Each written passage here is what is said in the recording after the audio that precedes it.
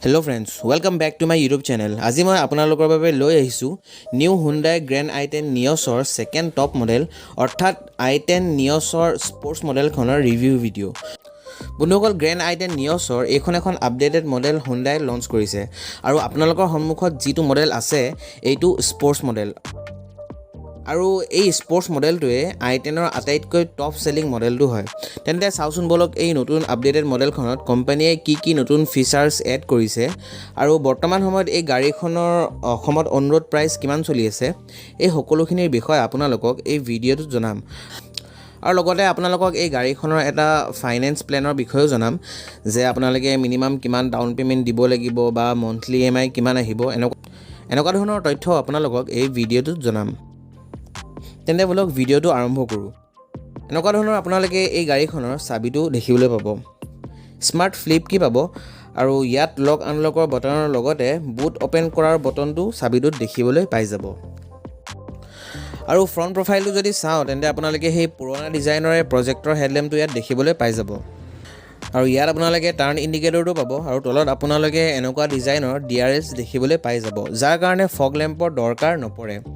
আৰু গ্ৰিলখনো আপোনালোকে সম্পূৰ্ণ পিয়ানো ফিনিছত দেখিবলৈ পাব যাৰ কাৰণে দেখিবলৈও বহুত ভাল লাগিছে।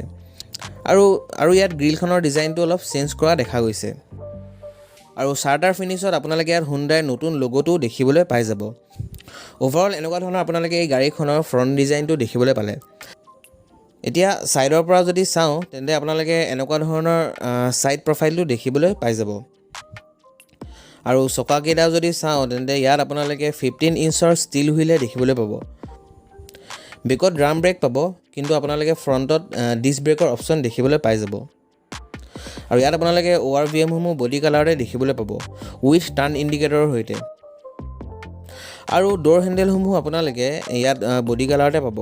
আৰু এই গাড়ীখনত আপোনালোকে 37 লিটাৰৰ ফিউল টেংকৰ কেপাচিটি দেখিবলৈ পাই যাব। আৰু ওপৰত যদি চাওঁ তেন্তে আপোনালোকে ইয়াত মেট ফিনিছত ৰুফ ৰিল দেখিবলৈ পাই যাব।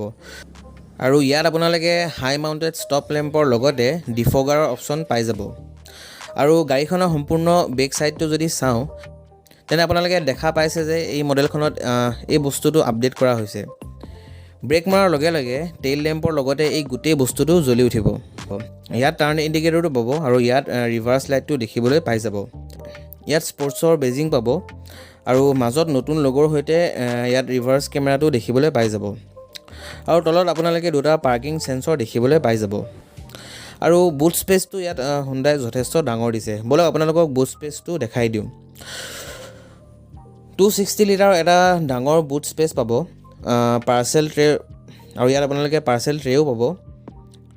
আৰু ইয়াত এটা সৰু বুট লাইটৰ অপশ্যনো দেখিবলৈ পাই যাব। আৰু স্পেচ চকাটো আপোনালোকে ইয়াৰ তলতে দেখিবলৈ পাই যাব। আৰু ওভাৰঅল এনেকুৱা ধৰণৰ এই গাড়ীখনৰ বাহিৰৰ ডিজাইনটো আছিলে। এতিয়া বলক আপোনালোকক এই গাড়ীখনৰ ইণ্টেৰিয়ৰ ডিজাইনটো দেখাই দিওঁ। যথেষ্ট প্ৰিমিয়াম ডিজাইনৰ ইণ্টেৰিয়ৰ আপোনালোকে এই গাড়ীখনত দেখা পাব। আৰু দৰ্জাখনত আপোনালোকে 4 পাৱাৰ উইণ্ডৰ অপশ্যন পাই যাব। আৰু তলত বটল হোল্ডাৰৰ লগতে স্পিকাৰৰ অপশ্যনো আপোনালোকে ইয়াত পাই যাব। আৰু ইয়াৰ পৰাই আপোনালোকে ORVM সমূহ কণ্ট্ৰল কৰিব পাৰিব। আৰু ইয়াত চিলভাৰ ফিনিছত ডোৰ অপেনাৰ পাব। আৰু সিটসমূহ আপোনালোকে ফেব্ৰিক আৰু লেডাৰৰ কম্বিনেশ্যনত দেখিবলৈ পাই যাব। সিটসমূহৰ কোৱালিটিটো আপোনালোকে ইয়াত যথেষ্ট ভাল পাব। আৰু ইয়াৰ পৰা আপোনালোকে ফিউল টেংকটো অপেন কৰিব পাৰিব। আৰু এনেকুৱা ধৰণৰ আপোনালোকে ষ্টেৰিং হুইলটো দেখিবলৈ পাই যাব। ইয়াত আপোনালোকে কণ্ট্ৰলসমূহ পাব আৰু ইয়াৰ পৰা আপোনালোকে সকলোখিনি কণ্ট্ৰল কৰিব পাৰিব। আৰু এনেকুৱা ডিজাইনৰ আপোনালোকে ইয়াত ইনষ্ট্ৰুমেণ্ট ক্লাষ্টাৰো পাব, ডিজিটেল ইনষ্ট্ৰুমেণ্ট ক্লাষ্টাৰ পাব। আৰু মাজত এটা সৰু MID অপশ্যন আপোনালোকে দেখিবলৈ পাই যাব। আৰু ইয়াৰ পৰা আপোনালোকে মাইলেজ ইত্যাদি সকলোখিনি গাড়ীখনৰ ইনফৰমেশ্যনসমূহ আপোনালোকে ইয়াত জানিব পাৰিব। আৰু এনেকুৱা ধৰণৰ আপোনালোকে ইয়াত এখন যথেষ্ট ডাঙৰ আপোনালোকে এখন ডেছবৰ্ড পাব। ওপৰত টিকেট হোল্ডাৰ পাব। আৰু মাজত আপোনালোকে ডে নাইট IRVMৰ অপশ্যন দেখিবলৈ পাই যাব। আৰু চেণ্টাৰ কনচোলটো যদি আপোনালোকে ইয়াত চায় তেন্তে আপোনালোকে ইয়াত সম্পূৰ্ণ পিয়ানো ফিনিছত দেখিবলৈ পাব। 8 ইঞ্চৰ এখন ফুল HD ডিছপ্লে আপোনালোকে ইয়াত পাই যাব। আৰু বেক কেমেৰাৰ কোৱালিটিটো ইয়াত আপোনালোকে যথেষ্ট ভাল দেখিবলৈ পাইছে। আপোনালোকে গাইডলাইনছৰ লগতে আপোনালোকে কোৱালিটিটো ইয়াত যথেষ্ট ভাল পাব।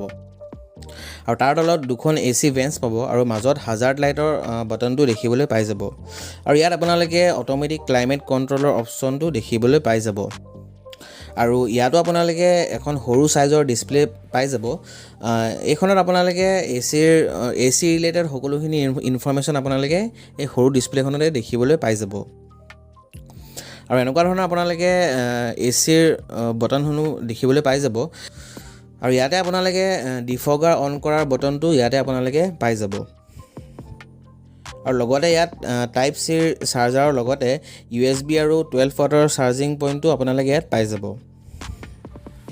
আৰু ইয়াত অলপমান ষ্ট'ৰেজ পাব আৰু লগতে আপোনালোকে ইয়াত 5 স্পীডৰ মেনুৱেল ট্ৰান্সমিশ্যনৰ অপশ্যন দেখিবলৈ পাই যাব দুটা কাপ হোল্ডাৰ পাব আৰু লগতে নৰ্মেল ডিজাইনৰ আপোনালোকে হেণ্ড ব্ৰেকটো দেখিবলৈ পাই যাব কিন্তু ইয়াত আপোনালোকে কোনো ধৰণৰ আৰ্ম ৰেষ্টৰ অপশ্যন দেখিবলৈ নাপাব আৰু এনেকুৱা ধৰণৰ আপোনালোকে এই গাড়ীখনৰ ইণ্টেৰিয়ৰ ডিজাইনটো দেখিবলৈ পাইছে কোৱালিটিসমূহো যথেষ্ট ভাল দিছে Hyundai আৰু ইয়াত অলপমান ষ্ট'ৰেজ পাব আৰু গ্লাভ বক্সটো ইয়াত যথেষ্ট ডাঙৰ দেখিবলৈ পাই যাব ওভাৰঅল এনেকুৱা ধৰণৰ আপোনালোকে এই গাড়ীখনৰ ইণ্টেৰিয়ৰ ডিজাইনটো দেখিবলৈ পালে এতিয়া বলক আপোনালোকক এই গাড়ীখনৰ পাছৰ সিট কেইটাও দেখাই দিওঁ এনেকুৱা ধৰণৰ আপোনালোকে এই গাড়ীখনৰ পাছৰ দৰজাখন পাব সিলভাৰ ফিনিশত আপোনালোকে ডোৰ ওপেনাৰ পাব পাৱাৰ উইণ্ডোৰ লগতে ইয়াত আপোনালোকে স্পিকাৰ আৰু লগত বটল হোল্ডাৰো পাই যাব আৰু সিটৰ কোৱালিটিসমূহ আপোনালোকে ইয়াত যথেষ্ট ভাল পাব ফেব্ৰিক আৰু লেডাৰৰ কম্বিনেশ্যনত আপোনালোকে এই গাড়ীখনৰ সিটসমূহ পাই যাব আৰু কমফৰ্টৰ কথা যদি কওঁ তেনে আপোনালোকে ইয়াত যথেষ্ট কমফৰ্ট ফিল কৰিব আৰু ইয়াতো আপোনালোকে দুখন AC ভেন্টছ পাব ওভাৰঅল এনেকুৱা ধৰণৰ আপোনালোকে এই গাড়ীখনৰ ইণ্টেৰিয়ৰ ডিজাইনটো দেখিবলৈ পালে আৰু ওপৰত আপোনালোকে এটা সৰু হেলোজেন বাল্বো দেখিবলৈ পাই যাব এতিয়া বলক আপোনালোকক এই গাড়ীখনৰ কিছুমান সেফটি ফিচাৰ্ছৰ বিষয়ে কওঁ এই গাড়ীখনত আপোনালোকে 4টা এয়াৰবেগৰ লগতে ABS EBD anti theft alarm আদিৰ লগতে হিল এছিষ্টৰ নিচিনা সেফটি ফিচাৰ্ছসমূহ দেখিবলৈ পাই যাব আৰু যদি এই গাড়ীখনৰ বিল কোৱালিটিটোৰ বিষয়ে কওঁ তেন্তে গ্লোবেল এনকেপৰ ক্ৰেছ টেষ্টত 2 ষ্টাৰৰ সেফটি ৰেটিঙেৰে স্ক'ৰ কৰিছে আউট অফ 5 ষ্টাৰৰ এতিয়া বলক আপোনালোকক এই গাড়ীখনৰ ইঞ্জিনটো দেখাই দিওঁ এই গাড়ীখনত আপোনালোকে 1.2 লিটাৰৰ এটা 4 চিলিণ্ডাৰৰ পেট্ৰল ইঞ্জিন দেখিবলৈ পাব যিটোৱে 81.80 bhpৰ পাৱাৰ 6000 rpmত আৰু 113.8 nmৰ টৰ্ক 4000 rpmত প্ৰডিউচ কৰে আৰু মাইলেজৰ কথা যদি কওঁ তেন্তে কোম্পানীয়ে ক্লেইম কৰা মতে আপোনালোকে ইয়াত 22 kmpl মাইলেজ দেখিবলৈ পাই যাব এতিয়া আহিছো এই গাড়ীখনৰ দামটোলৈ অসমত এই গাড়ীখনৰ বৰ্তমান অন ৰোড প্ৰাইচটো হৈছে 7,21,800 টকা আৰু RTO আৰু ইঞ্চুৰেঞ্চ আদি মিলাই এই গাড়ীখনৰ টোটেল অন ৰোড প্ৰাইচটো হ'ব 8,10,900 টকা এতিয়া বলক আপোনালোকক এই গাড়ীখনৰ এটা ফাইনেন্স প্লেনৰ বিষয়েও জনাই দিওঁ যে আপোনালোকে কিমান ডাউন পেমেণ্ট দিলে কিমান আপোনালোকৰ মন্থলি EMI আহিব তেনেকুৱা যদি আপোনালোকে এই গাড়ীখনৰ 7 বছৰৰ কাৰণে ফাইনেন্স কৰায় আৰু 1.5 লাখ টকা যদি ডাউন পেমেণ্ট দিয়ে আৰু 9%ৰ যদি আপোনালোকে ইন্টাৰেষ্ট ৰেট লগায় তেন্তে আপোনালোকৰ এই গাড়ীখনৰ টোটেল লোন এমাউণ্টটো হৈ যাব 6,60,900 টকা আৰু তেতিয়া আপোনালোকৰ মন্থলি EMI টো আহিব 10,633 টকা এইটো মই এটা ৰাফ হিচাপ কৈছোঁ যদি আপোনালোকে ডাউন পেমেণ্টটো অলপ বেছি দিয়ে তেতিয়া আপোনালোকৰ মন্থলি EMI টো অলপ কমি আহিব তেন্তে আজিলৈ ইমানেই বন্ধুসকল যদি আপোনালোকৰ ভিডিঅ'টো চাই ভাল লাগিলে তেন্তে লাইক আৰু কমেণ্ট কৰিব আৰু আগলৈও এনেকুৱা ধৰণৰ গাড়ী ৰিলেটেড ভিডিঅ' মোৰ চাই থাকিবলৈ মোৰ চেনেলটো ছাবস্ক্ৰাইব কৰি দিব ধন্যবাদ